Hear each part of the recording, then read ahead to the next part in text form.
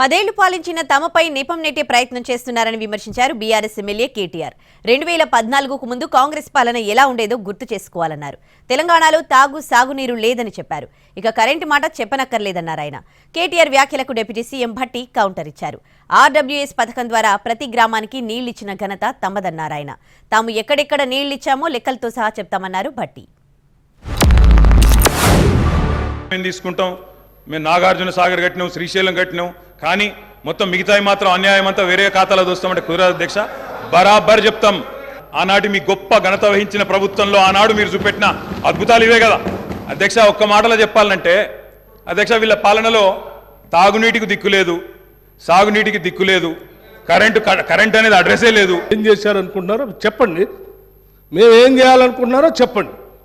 దాని ద్వారా రాష్ట్రానికి ఏమైనా చేద్దామనేటువంటి ఆలోచన ఉండాలి తప్ప మీరున్న టైంలో గన్ సెంటర్లు ఉన్నాయి, మీరున్న టైంలో అసలు నీళ్ళే లేవు. నీళ్ళు ఏడలేవండి.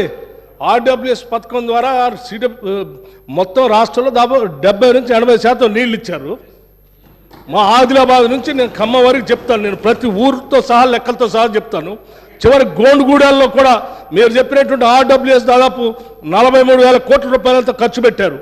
ఏడాది ఒక్క గ్రామంలో నీళ్ళు వస్తున్నాయండి.